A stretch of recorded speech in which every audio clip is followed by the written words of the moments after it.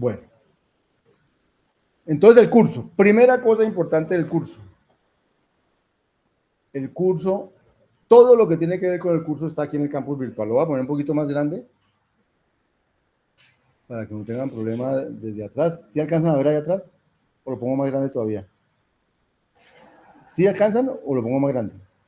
Bueno, entonces, el curso lo encuentran en el campus virtual. Está estructurado en una cosa que llaman pestañas. Entonces está la pestaña en la que está todo lo que tiene que ver con el curso y estas son sus subpestañas. Está la pestaña que tiene que ver con el pedazo del curso que se llama programación funcional y estas son sus subpestañas. Están las que tienen que ver con programación concurrente y estas son sus subpestañas. Y está la que tiene que ver con el proyecto y está la que tiene que ver con el examen. ¿Listo?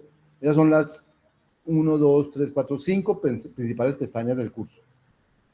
De la que vamos a hablar hoy es de la primera, porque es donde está descrito el curso. Entonces, cuando aquí dice descripción, hecho estas transparencias, todo está allá en el campus virtual. Entonces, este curso explora precisamente diferentes conceptos asociados a dos paradigmas de programación, el funcional y el concurrente, sobre un lenguaje de programación adecuado para esta exploración que se llama Scala, que hemos escogido Scala. Esa es como la descripción somera del curso. Si usted quiere saber más, entonces usted viene aquí y lee, ¿cierto? La programación es cada día un asunto de mayor abstracción y complejidad. Los avances en hardware y en infraestructura hacen que el desarrollo de lenguajes de programación que logren aprovechar esos avances sea un tema de investigación permanente. Lograr comprender los conceptos fundamentales subyacentes a los diferentes lenguajes de programación y cómo ellos dan origen a paradigmas de programación es una habilidad necesaria para los ingenieros de sistemas de hoy. Entonces, este curso explora precisamente diferentes conceptos asociados a dos paradigmas de programación, el funcional y el concurrente por paso de mensajes, sobre un lenguaje de programación adecuado para esta exploración que se llama Scala. Ustedes ya vieron un curso de programación imperativa, el primer curso. ¿Por qué lo llamamos programación imperativa y no lo llamamos programando en Python? Porque había podido usarse Python, había podido usarse inclusive C, había podido usarse inclusive, o sea, hay muchos lenguajes de programación de ese mismo estilo, y a ese estilo de programación se llama programación imperativa. Entonces, nosotros en nuestro currículo le damos prioridad a enseñar paradigmas de programación y no lenguajes de programación. Lenguajes de programación hay montonones, paradigmas de programación hay montoncitos. Hay hartos, pero no hay tantos como lenguajes de programación. Entonces es más fácil aproximarse al aprendizaje de la programación vía paradigmas que vía lenguajes de programación. Y ustedes cuando vayan a trabajar en alguna parte que vayan a trabajar, ni siquiera saben con qué lenguaje les va a tocar trabajar. ¿Sí? No, que Python es muy utilizado en el mundo, sí. No sé, Erlang también. ¿Y acaso vamos a aprender Erlang aquí? Pues puede que no. En otras partes usan Elixir. Hay muchos lenguajes de programación y nosotros tenemos en la carrera pues para aprender 4, 5, 6. Nosotros somos multiparadigma, nos gusta que aprendan muchos lenguajes de programación. Hay otras universidades donde todo el tiempo trabajan en Java. Todo el tiempo es orientado a objetos. No hay nada más que orientación a objetos. Pero el mundo real no va a ser así. Nosotros optamos porque ustedes estén expuestos a diferentes tecnologías de programación para que aprendan diferentes maneras de enfrentarse a la programación o de programar, solucionar problemas de en diversos paradigmas. Este curso entonces se enfoca en funcional y concurrente. Ahora, ¿por qué unimos funcional y concurrente? La concurrencia es un paradigma mucho más amplio que lo que vamos a ver aquí. Porque puede haber concurrencia en Python, puede haber concurrencia en Java. O sea, hay hilos y cosas en todos esos lenguajes de programación. Pero como esos lenguajes no son funcionales, o no, digamos, no los usan funcionalmente generalmente, entonces la concurrencia trae una gran cantidad de problemas al programador. Entonces, cuando uno programa funcionalmente, la concurrencia solo le trae bendiciones al programador. Y las bendiciones vienen en forma de ejecuciones más rápidas de sus programas. Y no importa qué pedacito de su programa usted pone a funcionar concurrentemente o paralelamente, su programa funciona correctamente si funcionaba correctamente en secuencial. En cambio, si usted coge un programa hecho en Python, lo que sea, y dice, este pedacito lo va a poner en concurrencia, y este pedacito, inmediatamente el programa se le va a equiporrar.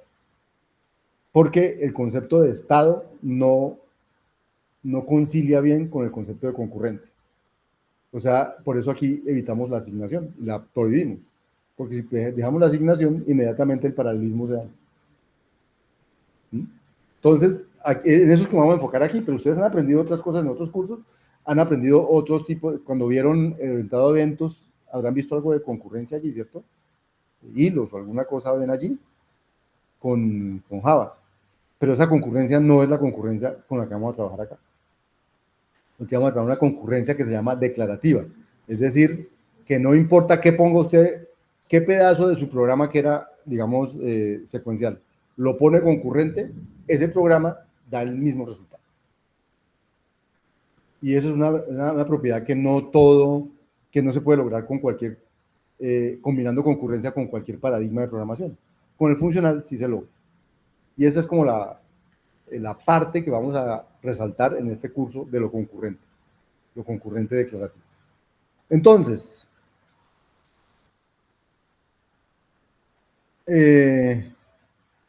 listo.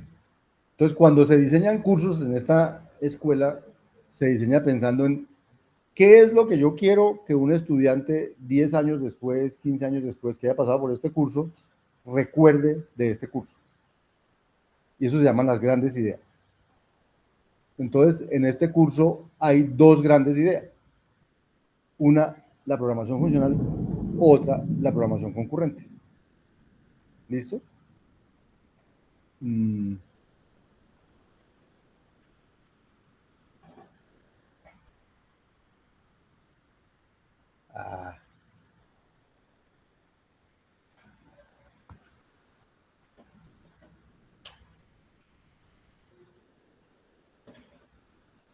Entonces, en un sentido amplio, programar funcionalmente significa programar funciones e invocarlas. En ese sentido, una función es, a la vez, un valor que puede ser producido, consumido y compuesto. Y eso espero yo que al final del curso y dentro de 3 años, 5 años, ustedes digan, las funciones se pueden producir, consumir y componer. O sea, hasta hoy en día, en los lenguajes que ustedes han trabajado, las funciones son como una categoría del lenguaje para encapsular algún proceso o alguna cosa. Pero las funciones no han sido vistas como datos que se pueden pasar a otro programa para que haga algo con eso. O sea, la función no es como un número, como un string. Usted no dice sea f de tipo función, sino usted declara una función que recibe esto y devuelve esto, pero como que no le pone tipo a las funciones. En este curso, las funciones van a ser un dato también. O sea que, así como existen los números, las cadenas, los flotantes, también van a existir las funciones como dato. Usted puede decir sea f de tipo función. ¿Sí? Y esa es la primera característica de la programación funcional. Y como va a ser un dato, ese dato va a poder ser producido, consumido, y va a poder ser operado con otros datos, con otras funciones compuestos. En un sentido más restringido es el sentido amplio de programación funcional. Más restringido significa programar sin variables mutables. ¿Qué es una variable mutable? Es la variable que ustedes están acostumbrados a trabajar, a la que le cambian el valor cuando quieren, donde quieran, le ponen a x asignele 50. Luego dicen a esa misma x asignele 28. Luego a esa misma x asignele x más 1. Esa operación de cambiar el valor a una variable, o sea que una variable tenía un valor y luego tiene otro, está prohibida aquí. Las variables no cambian de valor. Usted me pregunta por qué se llaman variables. Porque una variable puede tener cualquier valor adentro. Pero una vez tiene un valor, no lo pueden cambiar. Y ese es el primer obstáculo que ustedes van a tener cuando hagan sus primeros programas. Que están acostumbrados a que las variables le cambien el valor como ustedes quieren. Entonces, esa es la primera restricción que van a tener para programar. Pero van a darse cuenta que no es necesario eso para poder programar, ni para poder hacer lo que ustedes hacían, ni para poder hacer las iteraciones, ni para poder hacer nada. Simplemente la asignación nació de una necesidad de eficiencia en el manejo de la memoria, pero no nació de una necesidad de modelar problemas. La asignación es una operación que existe en el lenguaje de programación porque con ella se maneja más eficientemente la memoria. Solo por eso. Pero cuando uno piensa en resolver problemas, no tiene por qué estar pensando en eso. Nosotros no vamos a pensar en eso. Otro cuento. Cuando los lenguajes de programación nacieron hace rato, 50, no sé, en 50 nació Lisp, pero pueden ser otros. Los conceptos de los lenguajes de programación fueron apareciendo en la medida en que se iban necesitando. Pero de igual forma, las máquinas fueron evolucionando de manera que conceptos que en una época parecían interesantes, pero ineficientes, no útiles, 20 años después son conceptos que se vuelven completamente útiles y están en el quehacer de uno todo el tiempo. Por ejemplo, ¿han oído hablar de las máquinas virtuales? ¿De cuál máquina virtual han oído hablar? La más famosa, la JVM, ¿cierto? La Java Virtual Machine, la máquina virtual de Java. Bien. ¿Qué es una máquina virtual? No es esto, ¿cierto? Es una máquina como abstracta. Uno dice, esa máquina tiene allá adentro unos registros y unas operaciones, no sé qué, pero no es esta máquina, porque esta máquina es una máquina concreta, que tiene un procesador, que tiene no sé qué cosas, pero la máquina abstracta no es esta máquina, la que está funcionando aquí, no es una máquina virtual, una máquina como de mentiras, como virtual, no tangible. La máquina tangible tiene el procesador y todas bien. Las máquinas virtuales se inventaron, mucho tiempo hace. Pero los computadores que había en esa época hacían que fuera muy ineficiente trabajar sobre una máquina virtual. La máquina virtual es un concepto muy lindo porque usted dice, yo programo la máquina virtual, aunque lo que corre en una máquina que no es como la máquina virtual, sino que la máquina virtual está programada para que funcione como yo digo que funciona, aunque el aparato allá abajo sea otro, no funcione como la máquina virtual. Y es un concepto bonito porque uno puede abstraer una manera de funcionar las cosas sin necesidad de cambiar de computador. Pero las máquinas, computadores de la época de hace 40, 50 años, una máquina virtual era una cosa que entonces multiplicar en una máquina virtual era muchísimo más demorado que multiplicar en una máquina sin hacer la virtualidad. Entonces era un concepto ineficiente, no se desvía, o sea, bonito, pero ineficiente. Pero N años después, cuando la computación es tan rápida, cuando los procesadores evolucionaron tanto y no sé qué, a nadie le importa trabajar sobre una máquina virtual. Es más, ya no trabajan sino sobre máquinas virtuales, ya sobre las máquinas reales no trabaja nadie. Bueno, muy poquita gente. De pronto cuando necesitan tiempo real y cosas de ese estilo, de pronto trabajan sobre la máquina real. Pero hoy en día se trabaja sobre máquinas virtuales. Entonces, así como ese concepto, hay muchos conceptos que al principio parecían ineficientes, nacen cosas para ser eficientes, pero luego ya no se necesitan porque ya el concepto mismo con las máquinas de ese día se volvieron eficientes, como el de las máquinas virtuales. Lo mismo pasa cuando uno aprendió a programar. Cuando uno tenía que aprender a programar antes, en la época en que se empezó a pensar en la programación, la asignación estaba lejos de ser una operación que a uno se le ocurriera, como operación de programación. Y sin embargo, hoy en día es casi que la primera que le enseñan a uno cuando le enseñan a programar. Usted declara una variable X y dice que X es 5, eso significa que en tal sitio le ponen un 5, y si le ponen X a signo de 6, allá le ponen, es como la primera operación que le enseñan a uno, pero es la operación menos natural que hay en la programación, porque a uno le enseñaron las matemáticas que los iguales son iguales, que si X es igual a Y es porque Y es igual a X, pero en programación le enseñan a uno que X es igual a X más 1 y eso está bien. Y eso matemáticamente es horroroso. ¿Cómo así que X es igual a X más 1? Eso es una cosa extraña, muy extraña. ¿Sí? Y tan extraña es que los compiladores también sufren con eso, sufren sentido coloquial. Porque la X del lado izquierdo representa una dirección de memoria y la X del lado derecho representa un valor que hay en esa memoria. Y enseñarle eso a alguien cuando está aprendiendo a programar es muy difícil. A mí no, pues a mí no me gusta enseñar esos cursos.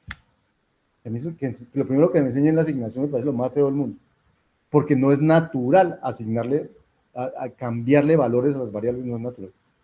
Y no es necesario. Y me gusta este curso porque no tengo que usar. Entonces, la asignación no aparece por ninguna parte. Entonces, no hay variables mutables, no hay asignación y no hay estructuras de control. No existe el while, no existe el for, como ustedes lo conocen, no existe el do until, nada de eso. Nada de eso existe en la programación funcional. El lenguaje de programación Scala es más que un lenguaje de programación funcional, entonces trae muchas cosas de esas. Pero nosotros vamos a usar Scala como lenguaje de programación funcional, nada de eso lo vamos a usar. No vamos a usar ni variables mutables, ni asignación, ni estructuras de control. Y ahora sí que están ustedes en un problema. Entonces, ¿cómo resuelvo yo un problema si no puedo usar while? Le pregunto cuántos programas tienen ustedes que no usen while. De pronto ninguno. Los programas que hagan alguna cosa interesante. Y entonces, ¿cómo diablos, si no me dejan usar while, voy a hacer algo repetitivo? Si con eso es que yo hago las repeticiones. O con el for, tampoco me dejan usar for. O con el do until, y tampoco me dejan usar do until. Esa es la gracia de la programación funcional. Que la iteración no es un concepto sintáctico. ¿Cómo se lo enseñan a uno cuando le enseñan a programar? La iteración es un concepto de solución de problemas. Tanto que a usted cuando le dicen, no sé, una receta para hacer el arroz, le dicen, no sé, meta el arroz en una ollita, móntale una de agua, digo, una taza de arroz por 2 de agua, o al revés, no sé cómo sea, luego póngala a calentar hasta que el agua hierva y no sé qué. Y eso no, ahí no le tuvieron que decir, para ese proceso en el que había que iterar hasta que el agua hierva y no sé qué, no le tuvieron que enseñar a programar ni nada. O sea, es un proceso de solución de un problema que naturalmente hacemos los humanos, iterar. Y tenemos palabras para decirnos, haga esto hasta que tal cosa, no sé, tenemos. Pero no es un problema sintáctico, es semántico, es el asunto de iterar. Aquí vamos a poder hacer iteraciones, sin necesidad de esas estructuras de control. Eso es en el sentido restringido, o sea, de programar. La programación funcional, además, ofrece un método muy atractivo para explotar el paralelismo de la computación multinúcleo y en la nube.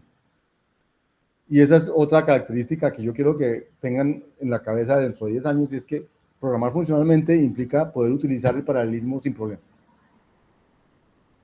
No programar funcionalmente significa que cuando use paralelismo tengo que tener ciertos cuidados. ¿Listo? Bien. Y el segundo gran idea, la primera gran idea es que la programación funcional es un paradigma de programación que no tiene variables mutables, que no tiene estructuras de control, que no tiene asignación, pero que no por eso, que a pesar de eso, es suficientemente expresivo para resolver los problemas típicos que yo resolvía en otros lenguajes, en otros paradigmas de programación. Y el segundo es la concurrencia.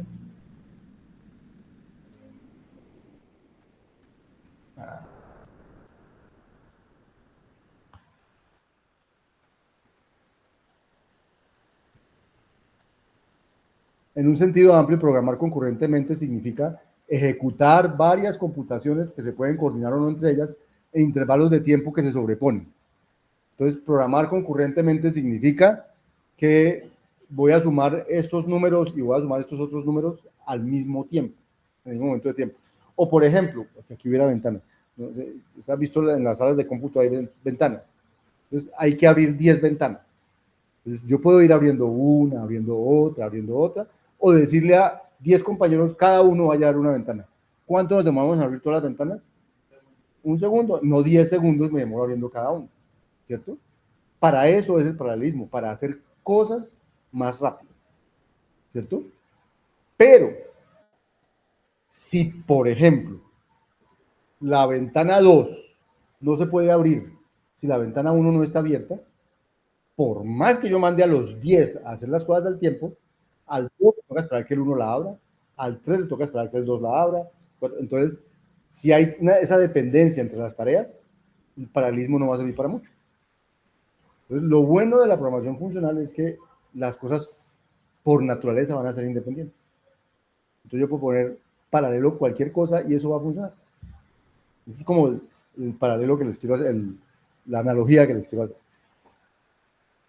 Bien, en este curso nos enfocaremos en la programación concurrente funcional o declarativa que yo hablaba, lo que permite escribir programas concurrentes sin riesgo de puntos muertos y condiciones de carrera. Esos son los temas que tiene que hablar uno cuando habla de concurrencia con estado, o sea, en Python y esas cosas, concentrándonos en la concurrencia de tareas y de datos, y no concentrándonos en resolver problemas de programación por condiciones de carrera, porque el estado es así, porque problemas de no determinismo, eso no lo vamos a resolver nosotros. Entonces, eso es una delicia. Van a ver que programar funcionalmente, ponerle paralelismo a algo funcional va a ser una delicia, va a ser fácil. Eso no va a ser nada complicado. ¿Sí? Pero esto mismo no lo pueden hacer con sus programas en Python y esas cosas si no fueron construidos funcionalmente. ¿Listo? Porque va a haber problemas de carrera, va a haber cosas que no van a ejecutar como quieran. Entonces, esas son las grandes ideas.